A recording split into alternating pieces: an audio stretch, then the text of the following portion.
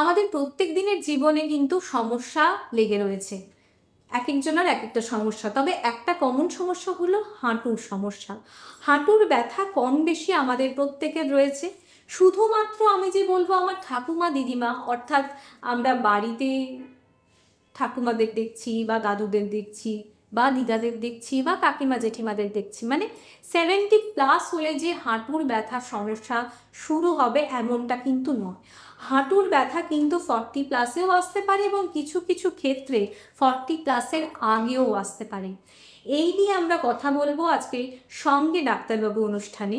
Straight কাট নিউজের সঙ্গে ডাক্তারবাবু অনুষ্ঠানে আমাদের মধ্যে উপস্থিত রয়েছেন বিশিষ্ট অর্থোপেডিক সার্জন ডাক্তার অমিত রায়। তার সম্পর্কে কিন্তু দু কথা জেনে নিতেই হয়। তিনি দিল্লির এইমস থেকে এমএস করেছেন, ডিএনবি অর্থোপেডিক্স, ভিয়েনা থেকে আর্থোস্কোপি ফেলোশিপ এবং ব্রিসবেন অস্ট্রেলিয়া থেকে জয়েন্ট রিপ্লেসমেন্টে ফেলোশিপ সম্পন্ন করেছেন।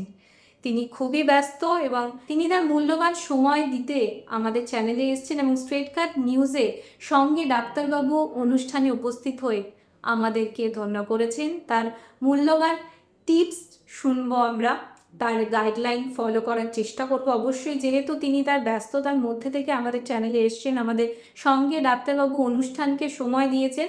প্রথমেই তার জন্য অশেষ কৃতজ্ঞতা এবং ধন্যবাদ জানাবো আমাদের চ্যানেলের পক্ষ থেকে।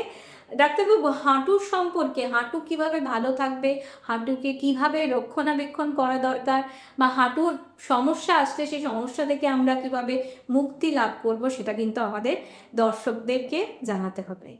একে একে প্রশ্ন করব, প্রশ্নের মাধ্যমে আমরা শুনে নেব তার মূল্যবান বক্তব্য। আপনার সঙ্গে থাকুন। সঙ্গে ডাক্তারবাবু অনুষ্ঠানে আজকে আমরা জেনে নেব হাঁটুর সমস্যা হলে আমাদের ঠিক কী করণীয়। হাঁটুর সমস্যা কিন্তু আমাদের প্রত্যেকেরই কম বেশি রয়েছে। ডাক্তারবাবুকে বলবো, আমাদের সমাজে বা আমাদের পরিবারে আমরা দেখে এসেছি একটা নির্দিষ্ট বয়স, মানে আমাদের যারা ঠাকুমা, দিদিমা, মানে 70+ হলে আমরা আগে মনে করতাম যে হাঁটুর সমস্যা আসতে পারে, কিন্তু এখন আমরা 40+এর আগে থেকেই কিন্তু হাঁটুর সমস্যা পাচ্ছি। এই হাঁটুর সমস্যা এত তাড়াতাড়ি বয়স থেকে শুরু হওয়ার কারণ কি? এই সমস্ত বিষয়ে আপনার সঙ্গে কথা বলবো এবং আমাদের দর্শক বন্ধুরাও তাদের সমস্যার সমাধানের পথ নিশ্চয়ই আপনার কাছে খুঁজে পাবে। তার আগে আমি জানতে চাইবো যে হাঁটুকে আমরা কিভাবে ভালো রাখবো, এর জন্য আমাদের প্রাথমিকভাবে আমাদের কি করণীয়? প্রথমে হাঁটুর যে পেন হচ্ছে সেটার পিছনে মেন কালপ্রিট হচ্ছে আমাদের ওবেসিটি।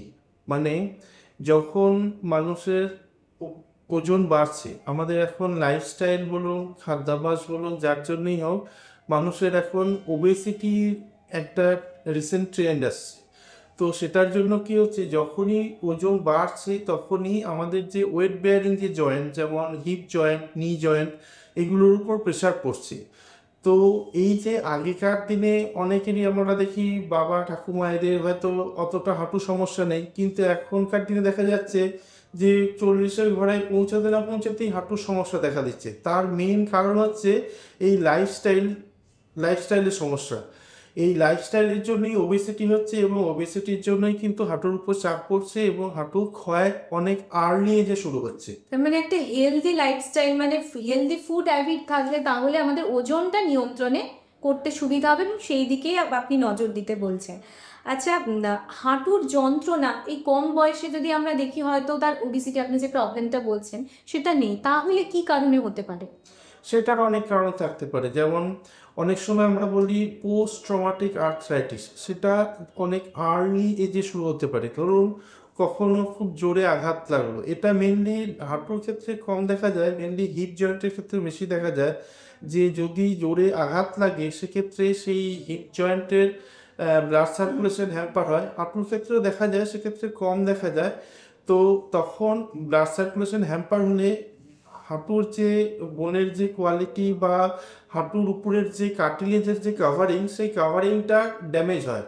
সেই যে ড্যামেজ হয় তার জন্য কি হয়, হাঁটুতে আর্লি স্টেজে আর্থ্রাইটিস শুরু হয়। মানে কাভারিং নষ্ট হওয়ার জন্য হাঁটুর যে মসৃণ যে সারফেসটা, সেই সারফেসটা এবড়োখেবড়ো হয়ে যায়। তখন যখন আমরা ডে টু ডে অ্যাক্টিভিটি করি, তখন ওই এবড়োখেবড়ো সারফেসের জন্য কি হয়, আর্লি স্টেজে আর্থ্রাইটিস শুরু হয়। আচ্ছা, এই হঠাৎ করে ধরুন আমাদের কোনো আঘাত লাগলো, সেই ক্ষেত্রে ইনস্ট্যান্ট মানে ডাক্তারের কাছে যাওয়ার আগে আমাদের কি করণীয়? প্রথমে আমি বলি যে যখনই কোনো জায়গায় আঘাত লাগলো, সে হাঁটু হতে পারে, হৃদযন্ত্র হতে পারে, ব্যাক হতে পারে, যেখানেই আঘাত থাকুক না কেন, প্রথমেই হচ্ছে বরফ দেওয়া। প্রথম কাজ হচ্ছে জায়গাটাকে বরফ দেওয়া, এবং যেগুলোতে যে জায়গাগুলো ফোলার সম্ভাবনা থাকে, যেমন অ্যাঙ্কেল জয়েন্ট বা নি জয়েন্ট বা হাতে কোথাও চোট লাগলো, সেক্ষেত্রে জায়গাটাকে এলিভেট করে রাখো। সেক্ষেত্রে পায়ে চোট লাগলে দুটো বালিশের উপর আমরা পা উঁচু করে রাখতে বলি। তাতে কি হয়, পায়ে ফোলাভাব কম আসে, রক্ত চলাচল ভালো হয় এবং ব্যথাটাও অনেকটা কন্ট্রোলে থাকে। এরপরে জানতে চাইবো যে পরিশ্রমের জন্য তো আমাদের শরীরে চাপ পড়ে। পরিশ্রম বিভিন্ন মানুষের বিভিন্ন ধরনের পরিশ্রম হয়ে থাকে। তো এই পরিশ্রমটা তো আর আমরা কন্ট্রোল করতে পারি না, কম বেশি সবাইকেই করতে হবে। কিন্তু এই পরিশ্রমের সঙ্গে সঙ্গে যদি আমাদের হাঁটুতে কোনোভাবে কোনো সমস্যা দেখা দেয়, সেই ক্ষেত্রে কি করণীয়?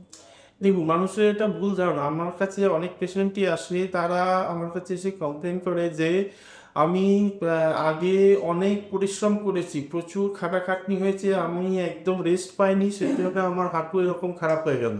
তো এটা সম্পূর্ণ ভুল ধারণা। আমরা বলি যে যত আপনি ফিজিক্যালি অ্যাক্টিভ থাকবেন, যত আপনি পরিশ্রম করবেন, তত আপনার শরীরের হাড়গোড় মজবুত থাকবে। এই যে প্লেয়াররা যারা নিয়মিত খেলাধুলা করে, তাদের হাড়গোড় কেন এত মজবুত? কারণ তারা নিয়মিত এক্সারসাইজ করছেন, তার ফিজিক্যালি অ্যাক্টিভ থাকছেন। যখনই আপনি ফিজিক্যাল অ্যাক্টিভিটি করছেন, তখন আমার বডিতে নতুন স্টিমুলাস যায়, নতুন হাড় তৈরি হওয়ার জন্য। তো সেক্ষেত্রে আমাদের বনে রিমডেলিং হতে থাকে। তো আপনি যত ফিজিক্যাল অ্যাক্টিভিটির মধ্যে থাকবেন, তত আপনার হাঁটু বলুন, শরীরের সমস্ত হাড়গোড় বলুন ভালো থাকবে। পরিশ্রম করলে কখনো হাঁটু খারাপ হবে না, এটা ভুল ধারণা। আচ্ছা, তার মানে আমার ধরুন হাঁটুতে ব্যথা হচ্ছে, আমি ডাক্তারের পরামর্শ নিলাম। তিনি যদি আমাকে কিছু কাজ করতে বলে, গাইড করে দেন, তাহলে আমরা নর্মাল কাজ করতে পারি। সেই ক্ষেত্রে হাঁটুর কোনো সমস্যা নেই। হ্যাঁ, যাদের হাঁটুর সমস্যা হচ্ছে বা যাদের হাঁটুতে অস্টিওআর্থ্রাইটিস শুরু হচ্ছে, তাদেরকে আমরা তিনটে জিনিস মূলত বারণ করি। এক হচ্ছে মাটিতে বসা, মাটিতে পা ভাঁজ করে বসা। তার কারণ হচ্ছে মাটিতে বসতে আমাদের অসুবিধা নেই, আপনি বিছানায় পা ভাঁজ করে বসুন, কোনো অসুবিধা নেই। কিন্তু আপনি যখন উঠছেন, মাটি থেকে যখন উঠছেন, তখন আপনার যা শরীরের যা ওজন, তার 7 গুণ ওজন আপনার হাঁটুতে পড়ছে। মানে আপনার যদি 60 কিলো ওজন হয়, তাহলে 16 to 7 মানে 420 কিলো ওজন আপনি যখন মাটি থেকে বসে যখন উঠছে, তখন আপনার হাঁটুতে পড়ছে। তো যাদের ক্ষেত্রে হাঁটুতে আর্থ্রাইটিস আছে, তাদের ক্ষেত্রে অতখানি লোড হাঁটুর জন্য খারাপ। সেই জন্য আমরা বলি যে মাটিতে বসা, সিঁড়ি ওঠানামা করা আর ইন্ডিয়ান টয়লেট ইউজ করা, এই তিনটে জিনিস এড়িয়ে চলতে। কারণ এই তিনটে জিনিসে হাঁটুর উপর অত্যাধিক চাপ পড়ে, যেটা আর্থ্রাইটিস যাদের আছে তাদের এড়িয়ে চলা ভালো। কিন্তু তার মানে এই নয় যে যার হাঁটুতে কোনো সমস্যা নেই সেও এইগুলো এড়িয়ে চলবে। তাদের ক্ষেত্রে এই কাজগুলোতে কোনো বারণ নেই, সে মাটিতে বসুক, সে সিঁড়ি ওঠানামা করুক, তাতে কোনো অসুবিধা নেই। কিন্তু যাদের আর্থ্রাইটিস হচ্ছে, তাদের ক্ষেত্রে এইগুলোকে এড়িয়ে চলতে হবে। বাকি ডে টু ডে অ্যাক্টিভিটিতে কোনো বারণ নেই। হাঁটাহাঁটি, অনেকে ভাবে যে আমার হাঁটু খারাপ হয়ে গেছে, আমি তাহলে আর হাঁটবো না। তো এটা ভুল ধারণা। হাঁটু যতই খারাপ হোক না কেন, আপনার সমতলে হাঁটতে কোনো বারণ নেই। আপনি রোজ মর্নিং ওয়াক করুন, ইভিনিং ওয়াক করুন, তাতে আপনার ওভারঅল আপনার বডি ভালো থাকবে। এবং হাঁটার সাথে সাথে আমাদের হাঁটুর চারপাশে যে লিগামেন্ট মাসেল যেগুলো আছে, সেগুলো মজবুত থাকবে। তাহলে কি হবে, তারাও এই যে আমাদের ওয়েটটা যে বিয়ার করছে, তো সেটাতে তারাও কিছুটা কন্ট্রিবিউট করবে। আমার যদি মাসেলগুলো শিথিল থাকে, আমার যদি পেশিগুলো ঠিকভাবে কাজ না করে, তাহলে আমার হাঁটু আমার স্টেবল হবে না। সেক্ষেত্রে আমার পেন বাড়বে বই কমবে না। তো হাঁটু সমস্যা দেখা দিল, আমি হাঁটা চলা একদম বন্ধ করে দিলাম, বেড রেস্টে চলে গেলাম, এটাতে কিন্তু আমার ভালো হবে না। আমি সমতলে হাঁটি, ফিজিক্যালি অ্যাক্টিভ থাকি, তাতেই আমার বেটার হবে। অস্টিও আর্থারাইটিস কি ধরনের সমস্যা, একটু যদি একটু বলেন। হ্যাঁ, আর এই প্রতিকারদের জন্য আমরা কিভাবে সচেতন থাকবো? আর্থ্রাইটিস অনেক ধরনের হয়, তার মধ্যে একটা হচ্ছে অস্টিও আর্থ্রাইটিস, আর একটা হচ্ছে কমন হচ্ছে রিমাটয়েড আর্থ্রাইটিস। অস্টিও আর্থ্রাইটিস এমন একটা কন্ডিশন যেটা একটু এলডারলি পেশেন্টে শুরু হয়, মানে অ্যাবভ 40 শুরু হয়। এবং এক্ষেত্রে এটা একটা নন ইনফ্ল্যামেটরি কন্ডিশন, যেটাতে কি হয়, হাড়ে ক্ষয় শুরু হয়। প্রথমে হাঁটুর উপরের যে কাভারিংটা থাকে, কার্টিলেজের একটা ক্যাপ থাকে, সেই কার্টিলেজ ক্যাপ ড্যামেজ হয়। তারপর আস্তে আস্তে সেটা যখন বাড়তে থাকে তখন হাড়েরও ক্ষয় শুরু হয় এবং লাস্ট স্টেজে ডিফর্মিটি শুরু হয়। তো এটা মেনলি 4টে স্টেজে থাকে। প্রথম ফার্স্ট গ্রেড 1 গ্রেড 2তে শুধুমাত্র কার্টিলেজ ক্যাপ এবং সামান্য হাড়ের ক্ষয় হয়। আরও অ্যাডভান্স যত যায় রোগটা তত আরও হাড়ের ক্ষয় বাড়তে থাকে এবং একটা সময় দেখা যায় যে অনেকেরই আমরা দেখতে পাই যে হাঁটু ক্ষয়ে গিয়ে হাঁটু বেঁকে গেছে। সেগুলো গ্রেড 4 আর্থ্রাইটিস বা অ্যাডভান্স স্টেজিং। কিছু কি আপনি টিপস দেবেন যাতে এই এই সমস্যাগুলো আটকানো যায়? একদম। এক্ষেত্রে অস্টিও আর্থ্রাইটিস আমরা সবসময় বলি যে আর্থ্রাইটিস যখনই হাঁটুতে সমস্যা হচ্ছে দেরি না করে ডাক্তারের পরামর্শ নিন। তার কারণ হচ্ছে অনেকেরই হাঁটুতে দেখা যায় যে অল্প স্বল্প ব্যথা হচ্ছে, সেটা কিছুদিন থাকছে আবার ঠিক হয়ে যাচ্ছে। পেশেন্ট এইভাবে দেখা যায় যে 3-4 বছর কাটিয়ে ফেলছে, কিন্তু এই যে 3-4 বছর এই অল্প অল্প ব্যথা হচ্ছে ভালো হচ্ছে এই যে স্টেজে রয়েছে, এটা কাটিয়ে ফেলার পর দেখা যাচ্ছে তার এমন যন্ত্রণা হচ্ছে সেটা টুকটাক ওষুধ খেয়ে কাজ চলছে না, তখন তারা ডাক্তারের কাছে আসে। কিন্তু ইন দ্য মিন টাইম এই যে 3-4 বছর যে ডিলে হয়ে গেল, এই 3-4 বছরে কিন্তু রোগটা কিন্তু অনেকখানি এগিয়ে যায়। তো আমাদের কাছে যদি আর্লি স্টেজে আসা হয়, যখন রোগটা সঙ্গে শুরু হয়েছে, তখন ক্যালসিয়াম, ভিটামিন ডি, আরও কিছু ডায়াসিলিন, গ্লুকোজামিন জাতীয় ওষুধ এসব দিয়ে হাঁটুটাকে রক্ষা করা যায়, প্রোটেক্ট করা যায়। কিন্তু একবার ডিজিজটা বেড়ে গেল, অ্যাডভান্স স্টেজে ডিজিজটা পৌঁছে গেল, ডিফর্মিটি দেখা গেল, তখন কিন্তু এই ওষুধগুলো আর কোনো কাজ করতে চায় না। তখন সেক্ষেত্রে অপারেশন ছাড়া আর কোনো উপায় থাকে না। তো অনেকেই এরকম ভুল করেন যে একটু অল্প স্বল্প ব্যথা হচ্ছে বা সিঁড়ি উঠতে গেলে ব্যথা হচ্ছে, সেটাকে ইগনোর করে। তো আমাদের বক্তব্য হচ্ছে যে ইগনোর না করে যখনই হাঁটুর সমস্যা আছে তাড়াতাড়ি ডাক্তারের কাছে আসুন, তাহলে কিছু মেডিসিন এবং ওয়েট রিডাকশন এসবের মাধ্যমে ডিজিজটাকে কন্ট্রোল করা সম্ভব, ডিজিজের যে প্রোগ্রেশন সেটাকে স্লো করা সম্ভব। তো মেন কখন বুঝবেন যে আপনার হাঁটুর সমস্যা হচ্ছে এবং আপনি আপনার ডাক্তারের কাছে যাওয়ার দরকার, সেটা হচ্ছে যখন আপনি দেখছেন যে সমতলে হাঁটতে গেলে আপনার হয়তো অতটা অসুবিধা হচ্ছে না, কিন্তু সিঁড়ি ওঠানামা করতে গেলে বা মাটিতে বসে উঠতে গেলে আপনার হাঁটুতে ব্যথা হচ্ছে। তো তখন হচ্ছে আপনার টাইম, আপনি সঙ্গে সঙ্গে ডাক্তারের পরামর্শ নিন। তার কারণ তখন আপনার তার মানে আর্থ্রাইটিস শুরু হচ্ছে মোস্ট প্রবাবলি। অনেকের ক্ষেত্রে আমরা দেখি যে মাটি থেকে বসে যখন উঠছে তখন হাঁটুতে না একটা আওয়াজ হয়, তাহলে সেই আওয়াজটা কি? আওয়াজ অনেকের ক্ষেত্রে হাঁটুতে নর্মালিও হয়। অনেক পেশেন্টের হয়তো হাঁটু একদম ঠিক আছে কিন্তু একটা ক্লিক সাউন্ড শুনতে পান, হ্যাঁ, শোনা যায়। সেটা অনেক ক্ষেত্রেই নর্মাল, সেটা নিয়ে চিন্তার কিছু কারণ নেই। কিন্তু যদি এই আওয়াজের সাথে হাঁটুতে ব্যথাও থাকে তাহলে সেটা অ্যাবনর্মাল। অনেকের ক্ষেত্রে কি হয়, অ্যাডভান্স স্টেজে হাঁটুর হাড় ক্ষয়ে গিয়ে হাড়গুলো এরকম প্লেন না থেকে এরকম এবড়ো খেবড়ো হয়ে যায়। তো সেক্ষেত্রে যখন একটা হাড় আর একটা হাড়ের উপর এরকম ঘষা খায় তখন সেক্ষেত্রে আওয়াজ ওঠে। এই আওয়াজটা কিন্তু অ্যাবনর্মাল। তো মনে রাখতে হবে, যদি আমার শুধু আওয়াজ হয় দ্যাট ইজ নর্মাল, কিন্তু আওয়াজের সাথে সাথে আমার যদি হাঁটুতে নিয়মিত ব্যথাও হচ্ছে দ্যাট ইজ অ্যাবনর্মাল। সেটা আমাদেরকে নিজেদেরকে বুঝে নিতে হবে। রিউমাটয়েড আর্থারাইটিসের সমস্যার বিষয়ে যদি কিছু বলেন।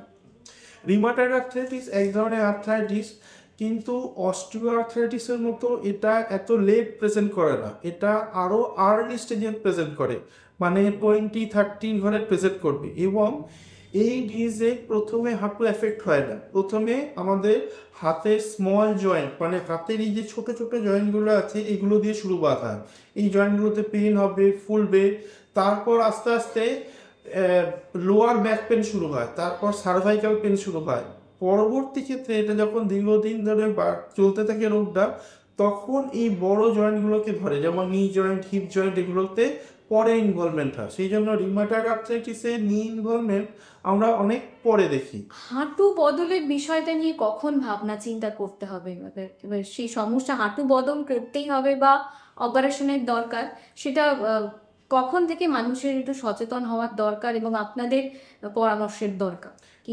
এসে বললাম যে আর্থ্রাইটিসের বিভিন্ন স্টেজ আছে। তো যখনই ডিজিজটা অ্যাডভান্স স্টেজে পৌঁছে যাচ্ছে, গ্রেড 4-এ পৌঁছে যাচ্ছে এবং সেখানে ডিফর্মিটি দেখা দিচ্ছে, মানে হাঁটু রোগটার জন্য হাঁটু ক্ষয়ে ক্ষয়ে ক্ষয়ে ক্ষয়ে পা বাঁকতে শুরু করেছে। আমাদের কাছে অনেক পেশেন্টই আছে যে পা একদম পুরো ধনুকের মতো এরকম বাঁকা, তো তাদের ডেফিনেটলি অপারেশনের দরকার আছে। এবার কার দরকার আছে না আছে সেটা একজন অর্থোপেডিক সার্জনই বলতে পারেন।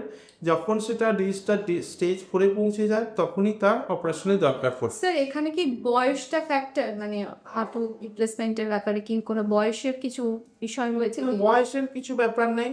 অনেকে বলেন যে আমার বয়স হয়ে গেছে, আমার 75-80 বছর বয়স হয়ে গেছে, আমি এখন রিপ্লেসমেন্ট করে কি করব। তো আমি তাদেরকে বলি যে হাঁটু রিপ্লেসমেন্ট তৈরি করা হয়েছে এই বয়স্ক মানুষদের জন্য, 55-60 অ্যারাউন্ড, তার উপরে বয়সের জন্য। তো বয়স হবে, হাঁটু খারাপ হবে, তবেই না তার অপারেশনের প্রশ্ন। কেউ 30 বছর বয়সে নিজের হাঁটুর অপারেশন করাবে না। তো হাঁটুর অপারেশন তৈরি করা হয়েছে বয়স্ক মানুষদের জন্য। আচ্ছা, এই হাঁটু রিপ্লেসমেন্টটা কি মানে আর্লি স্টেজে যেরকম ব্যথাও আর্লি স্টেজে আসছে 40+ কি 40+-এর আগে আসছে, সেরকম কি হাঁটু রিপ্লেসমেন্টের ব্যাপারটাও কি আগে মানে 50+ বা 50+-এর আগে কি দেখা দিতে পারে?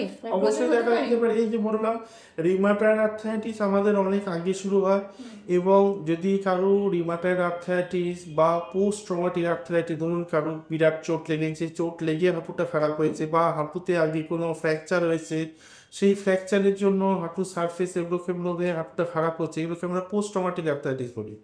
তো সেক্ষেত্রে দেখা যায় যে অনেক আগেই আমাদের হাঁটুর অপারেশন করতে হচ্ছে।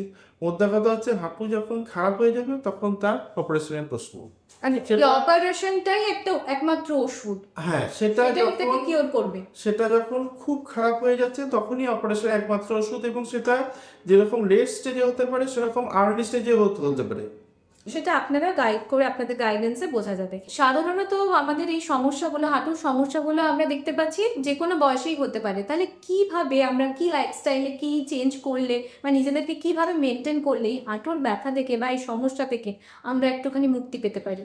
হ্যাঁ, হাঁটুর এই সমস্যা থেকে মুক্তি পাওয়ার প্রধান হচ্ছে যে প্রথমেই ওবেসিটি কন্ট্রোল করা, মানে প্রথমেই আপনাকে ওজন কম করতে হবে। আপনি প্রথমেই একদম বললেন হাঁটু। যত আপনি ওজন কম রাখবেন তত আপনার হাঁটু হেলদি থাকবে, প্রথম কথা। দ্বিতীয়ত হচ্ছে হেলদি ডায়েট, মানে যেটাতে ক্যালসিয়াম, ভিটামিন ডি জাতীয় খাবার দাবার আমাকে বেশি করে খেতে হবে।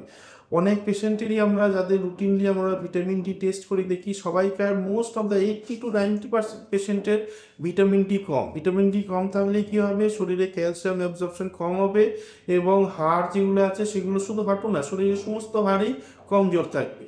তো ক্যালসিয়াম এবং ভিটামিন ডি সমৃদ্ধ খাবার দাবার বেশি করে খেতে হবে, আর রেগুলার এক্সারসাইজ করতে হবে।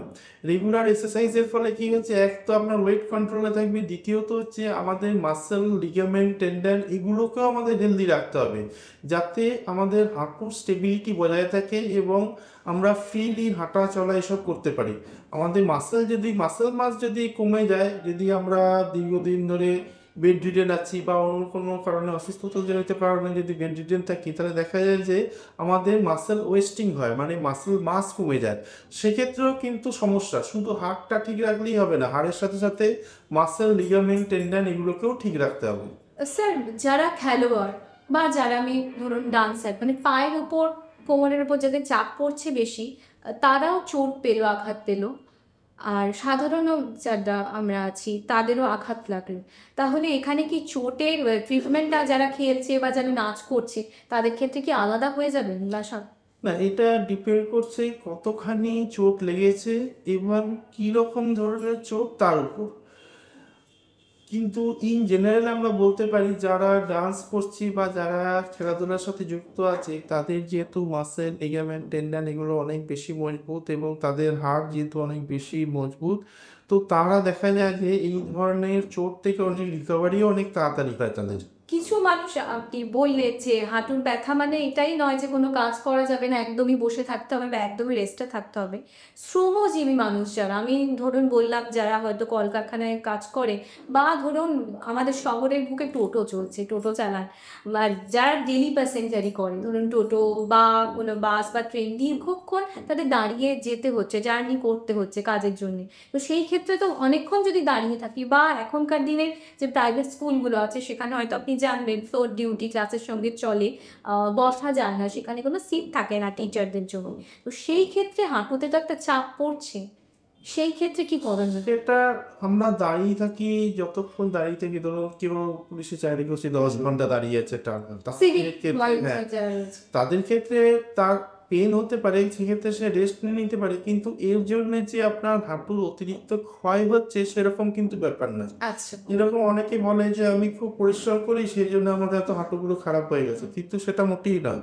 পরিশ্রম করছেন বলে ভালো আছেন, পরিশ্রম করছেন বলে আপনার হাঁটু কিন্তু খারাপ হচ্ছে না, সে অনেকক্ষণ দাঁড়িয়ে থাকাই বলুন বা এমনি চলাচল বা হাঁটাহাঁটি যাই করুন না কেন। আচ্ছা, তার মানে পরিশ্রমের সঙ্গে কিন্তু সবসময় হাঁটুর ব্যথার সংযোগ নেই।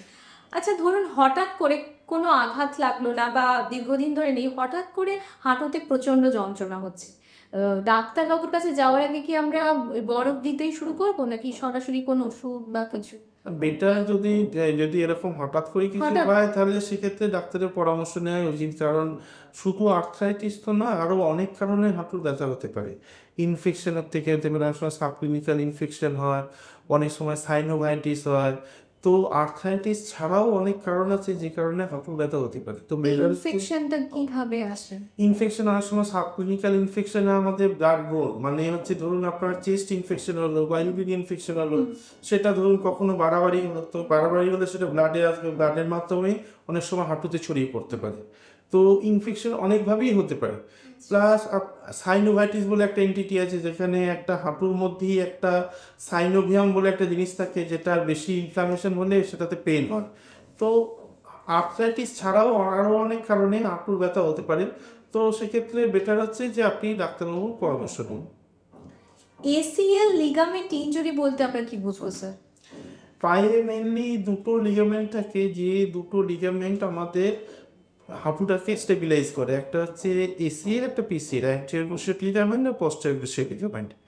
তো এই এসিএল লিগামেন্ট ইনজুরি খুব কমন আমাদের দেশে। আর এটা ট্রিটমেন্ট কি, কোনো ওষুধ নাকি অপারেশন কম্পালসারি? না, এসিএল লিগামেন্ট ইনজুরিরও গ্রেড আছে। আপনার কতখানি লিগামেন্টটা ছিঁড়ছে তার উপর ট্রিটমেন্ট নির্ভর করে।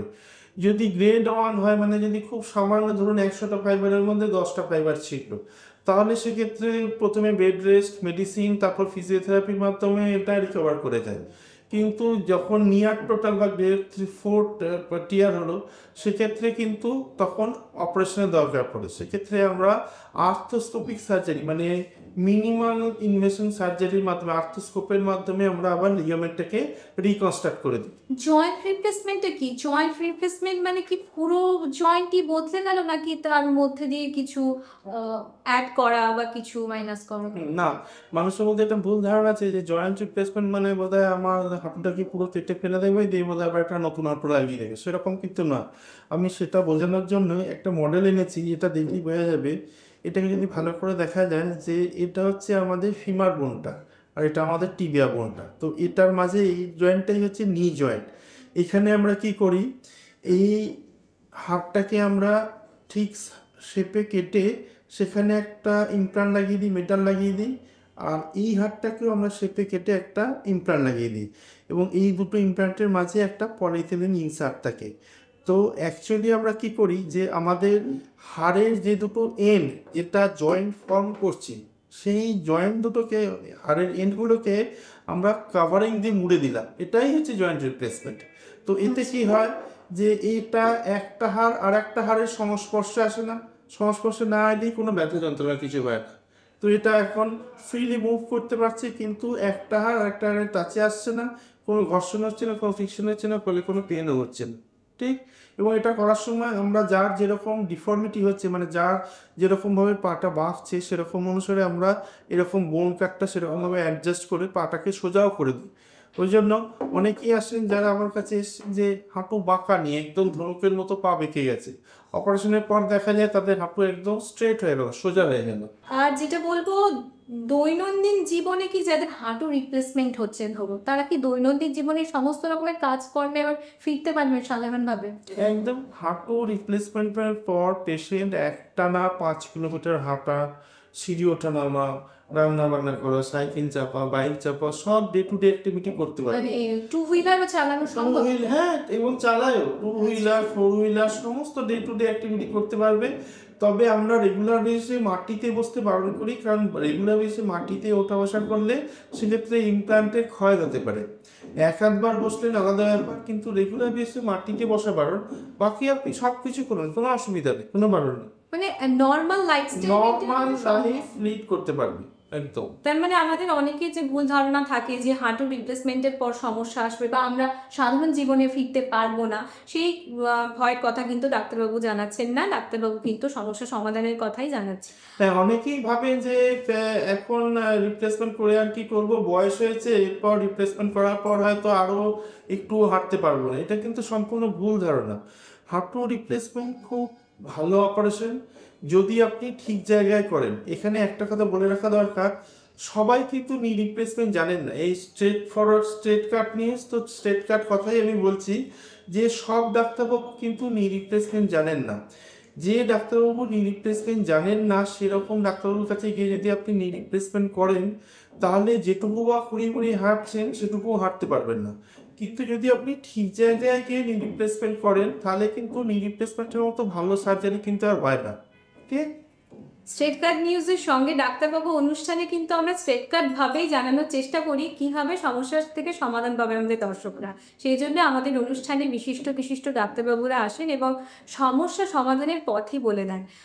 যাদের হাঁটু রিপ্লেসমেন্ট নিয়ে সমস্যা ছিল, যারা ভাবছিলেন করব কি করব না বা করার পর সমস্যা আসবে কি আসবে না এই নিয়ে দ্বিধায় ছিলেন, ডাক্তারবাবু যে সাজেশন দিচ্ছেন ঠিক একজন গাইডের কাছে যান।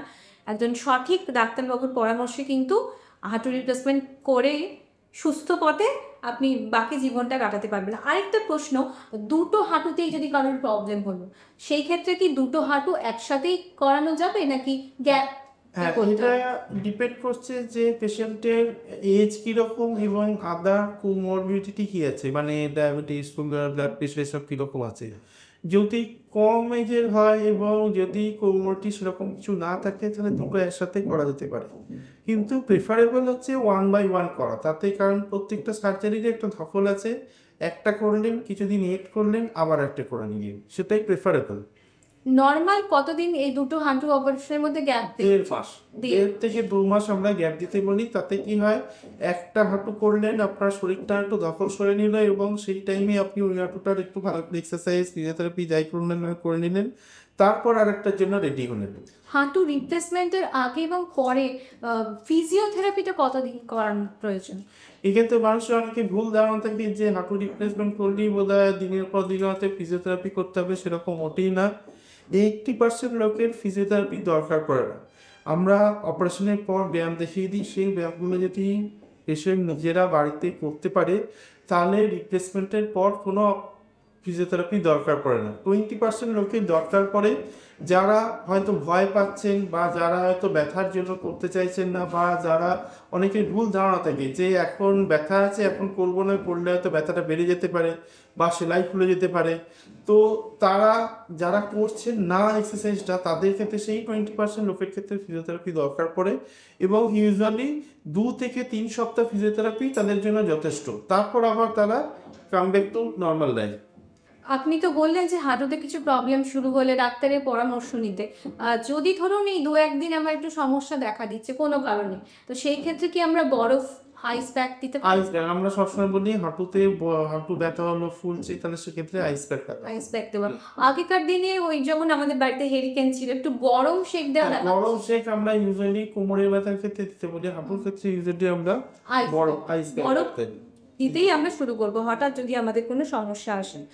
আর বলছি, হাঁটু এই যে রিপ্লেসমেন্টের কথা বললেন, এই হাঁটু রিপ্লেসমেন্ট মানে অপারেশন না করে কি ফিজিওথেরাপিতে ঠিক হতে পারে বা কোনো এক্সারসাইজ করে? কেউ হয়তো অপারেশনে যেতে চাইছেন না, আপনি বারবারই বলছেন যে অপারেশনে কিউরেবল, দৈনন্দিন জীবনেও ব্যাক করতে পারবে, বা বয়সের জন্য আমি ধরলাম কেউ কি করতে চাইছে না বা কোনো কিছু তার ইয়েতে কোনো প্রবলেম রয়েছে, কোনো রকম ইস্যুর জন্য তিনি অপারেশনে আনতে আছেন, এটা একদম ভুল ধারণা যে যার হাঁটু খারাপ হয়ে গেছে, যার ডিফর্মিটি দেখা দিচ্ছে, তা কিন্তু হাজার ফিজিওথেরাপি করেও কিন্তু সেটা ঠিক হবে না।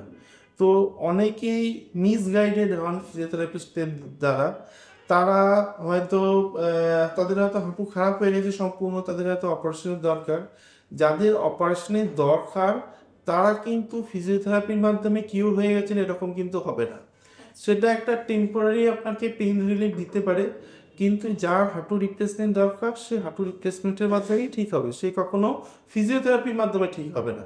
ফিজিওথেরাপির রোল হচ্ছে আর্লি স্টেজে, যখন আপনার রোগটা সবে শুরু হয়েছে, যখন সেটা ফিজিওথেরাপি মেডিসিনের মাধ্যমে সেটা কন্ট্রোলে আনা সম্ভব। আর্থারাইটিস কি কিউরেবল, মানে ঠিক হয়ে যেতে পারে, একদম নির্মূল হয়ে যেতে পারে? রিউমাটয়েড আর্থ্রাইটিস কখনো ঠিক হয় না, ওটার জন্য মেডিসিন সারা জীবন খেতে হয়। কিন্তু অস্টিও আর্থ্রাইটিস সেক্ষেত্রে আপনার মেডিসিনের মাধ্যমে কন্ট্রোলে চলে আসে। একদম হয়তো কিওর হবে না, কিন্তু তার ডিজিজ প্রোগ্রেশন অনেকটাই কন্ট্রোলে আনা যায়। আচ্ছা, এই মেডিসিনটা কি মানে দীর্ঘদিন, মানে সারা জীবন চলবে নাকি কিছু না, রিউমাটয়েড আর্থ্রাইটিসের ক্ষেত্রে সারা জীবন চলে, কিন্তু অস্টিও আর্থ্রাইটিসের ক্ষেত্রে সারা জীবন চলে না, কিছুদিন মেডিসিন খেলেই জিনিসটা অনেকটা কন্ট্রোলে চলে আসে। হাড় ক্ষয় হওয়ার একটা মানে মিনিমাম কিছু এজ আছে নাকি যে কোনো এজেই শুরু হতে পারে? না, হাড় ক্ষয় যে কোনো এজে শুরু হতে পারে, তবে এক্ষেত্রে পুরুষ এবং মহিলাদের ডিফারেন্স হয়। তার কারণ হচ্ছে আফটার আমাদের মোটামুটি হাড় খাওয়ার রেট হচ্ছে 0.5 to 0.8% পার ইয়ার। তো 30 বছরের পর থেকে মোটামুটি আমাদের হাড়ের ক্ষয় শুরু হয়, সেটা গ্র্যাজুয়ালি বাড়তে থাকে। কিন্তু মহিলাদের ক্ষেত্রে যখন মেনোপজ হয়, মেনোপজের পরে সেই ক্ষয়ের পরিমাণটা র্যাপিডলি অনেকখানি বেড়ে যায়, 4 to 5% পার ইয়ার হয়ে যায়। যেটা পুরুষদের ক্ষেত্রে কিন্তু তাদের কিন্তু সেই সেম রেটেই কিন্তু হাড়ের ক্ষয় দেখা দেয়। তো যখন সমস্যা হয়, আমরা যখন গ্রাফ দেখি যে 30 থেকে 40-45 অবধি মহিলা এবং পুরুষ মোটামুটি একই রকমভাবে হাড়ে ক্ষয় হচ্ছে, কিন্তু যখন মেনোপজ হলো 45 বা 46 অ্যারাউন্ড, তারপরেই কিন্তু মহিলাদের ক্ষেত্রে কিন্তু হাড়ের ক্ষয় অনেকখানি বেড়ে যায়। এবং সেই জন্য আমরা দেখি যে এই যে হাঁটু খারাপ, অস্টিওআর্থ্রাইটিস, এগুলো কিন্তু পুরুষদের তুলনায় মহিলাদের বেশি হয়। তার কারণ হচ্ছে, এক তো এই তো পোস্ট মেনোপজাল কারণে একটা হাড়ের ক্ষয় হচ্ছে, এবং দ্বিতীয়ত হচ্ছে ওবেসিটি এবং ল্যাক অফ ফিজিক্যাল অ্যাক্টিভিটি। তিনটে কারণ মিলিয়ে দেখা যায় যে মহিলাদের পুরুষদের থেকে অনেক বেশি হাঁটু রোগে ভুগছেন। সেক্ষেত্রে কি কিছু আপনি টিপস দেবেন যেটা করণীয়, যেটা করলে ক্ষয়টাকে আটকানো না গেলে কিছুটা আমরা কমাতে পারি? মেন হচ্ছে ওবেসিটি কন্ট্রোল, 2 নম্বর হচ্ছে আপনাকে মাটিতে বসা, সিঁড়ি বেশি বারবার ওঠানামা করা এবং ইন্ডিয়ান টয়লেট ইউজ করা। এই 3টে জিনিস আপনাকে অ্যাভয়েড করতে হবে এবং নিয়মিত হাঁটুর এক্সারসাইজ করতে হবে। এই মোটামুটি 3টে জিনিস যদি মেনে চলতে পারেন, তাহলে এই জিনিসটাকে আপনি কন্ট্রোলে রাখতে তার মানে হাঁটুর প্রবলেম কম বেশি আমাদের সকলের রয়েছে, 40+ পর থেকে আপনি ইন্ডিয়ান টয়লেটটা মানে অ্যাভয়েড করতেই বলছি। ভালো, মানে যাদের এক্স্যাক্টলি প্রবলেম আসেনি তাদেরও এটাই করা উচিত। তাদেরও করতে করলে বেটার হয়। আচ্ছা, আর কিছু ফুড হ্যাবিটের মানে কিছু খাবার বা কিছু হেলথ ড্রিঙ্ক যদি বলেন যেটা খেলে আমাদের হাঁটুটা একটু ভালো থাকবে? মিল্ক, ডেয়ারি প্রোডাক্ট আর ছোট মাছ, এগুলোতে কি হয়, ক্যালসিয়াম, ভিটামিন ডি থাকে। তো দুধ, দই, ছানা, পনির আর ছোট মাছ, যেগুলো হাড় চিবিয়ে খেতে পারবেন। আর আমরা বলি প্রত্যেকদিন একটু সানলাইট এক্সপোজার নিতে, অন্তত 15 থেকে 20 মিনিট সানলাইট এক্সপোজারে আমাদের স্কিনে ন্যাচারালি ভিটামিন ডি তৈরি হয়। তো আমরা বলি প্রত্যেকদিন মর্নিং ওয়াক করুন, তাতে কি হবে, মর্নিং ওয়াকও হয়ে গেল, একটু হাঁটাহাঁটিও হয়ে গেল, ফিজিক্যাল অ্যাক্টিভিটিও হয়ে গেল, আবার সানলাইট এক্সপোজারে আপনাদের ভিটামিন ডিও তৈরি হয়ে গেল। এই ক্ষেত্রে আমি জিজ্ঞাসা করবো, সূর্যের আলোর সামনে দাঁড়ানোর কি কোনো নির্দিষ্ট সময় না, আছে? কোনো নির্দিষ্ট সময় নেই, আপনি যে কোনো সময় সূর্যালোক আপনার শরীরে পড়লেই ভিটামিন ডি তৈরি হবে। এমন নয় যে আমাকে একদম চড়া রোদে দাঁড়াতে হবে। আমাকে সকালবেলা আমি একটু মর্নিং ওয়াক করে নিলাম, 15-20 মিনিট আমার সানলাইট এক্সপোজার পেলাম, দ্যাট ইজ সাফিসিয়েন্ট।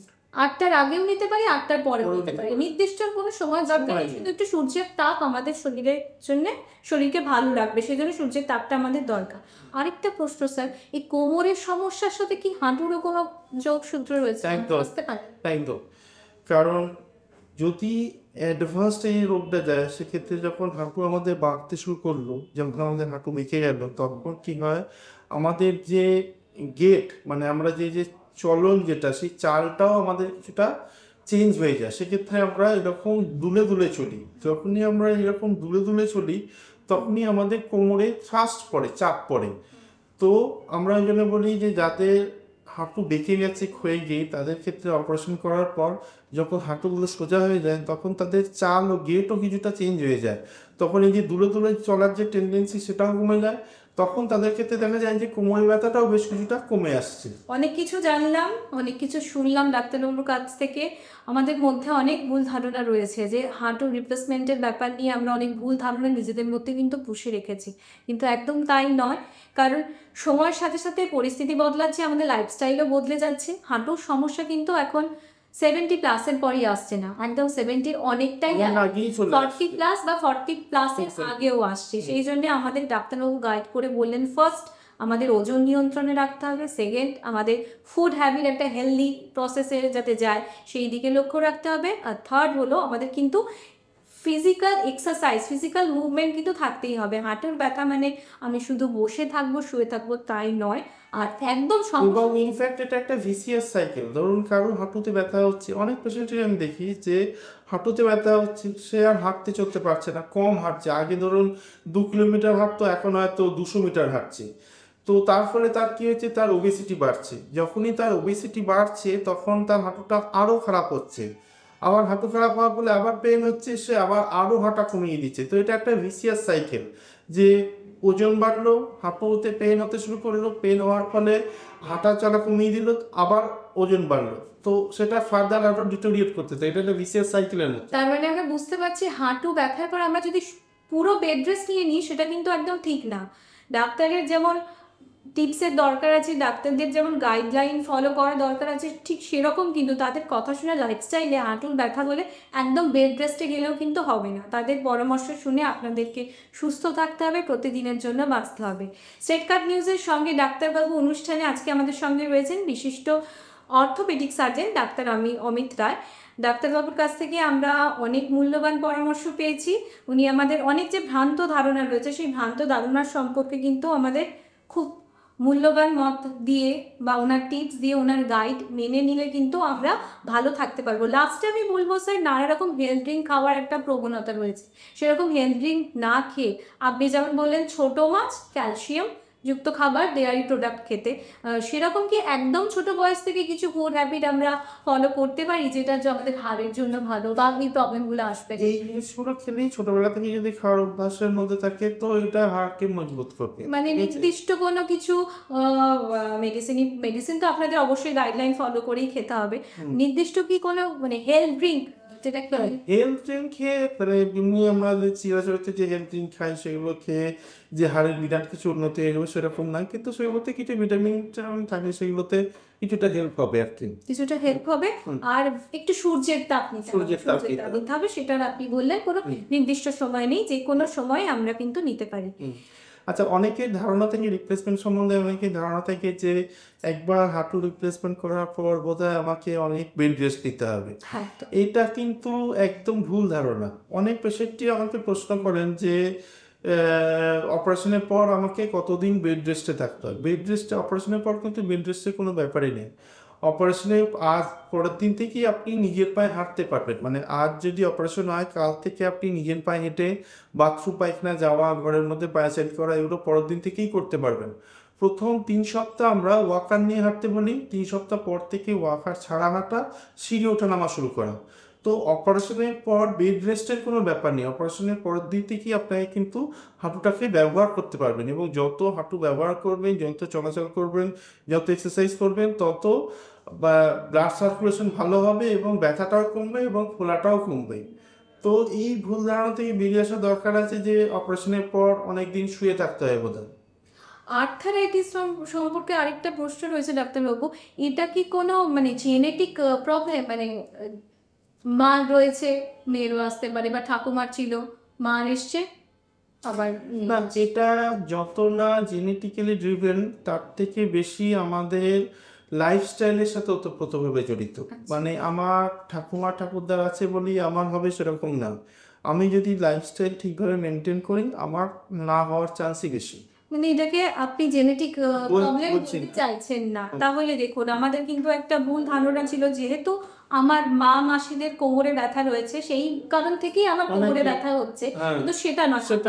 আপনার লাইফস্টাইল, আপনি কিরকম ভাবে থাকছেন, কিরকম এক্সারসাইজ করছেন, কিরকম খাবার দাবার খাচ্ছেন, সেটার সাথে বেশি রিলেটেড রাদার দেন আপনার কার আছে তার সাথে। তার মানে আমরা এটা বুঝতে পারলাম, হাঁটুর ব্যথা, হাঁটুর সমস্যা মানে কিন্তু ভয়ের কারণ নয়, সেটা একদমই সেরে যেতে পারে সঠিক চিকিৎসা করালে। সঠিক চিকিৎসার মাধ্যমে কিন্তু সুস্থভাবে আপনি বাঁচতে পারবেন। হাঁটুর রিপ্লেসমেন্টের পরেও কিন্তু আপনার কোনো সমস্যা থাকবে না, আপনি রোজকার জীবনযাপন সহজভাবে করতে পারবেন। ডাক্তারবাবু আপনি বললেন যে দুটো হাঁটুর অপারেশন যাদের হচ্ছে তাদের 1.5 থেকে 2 মাসের মতো গ্যাপ দিতে হবে।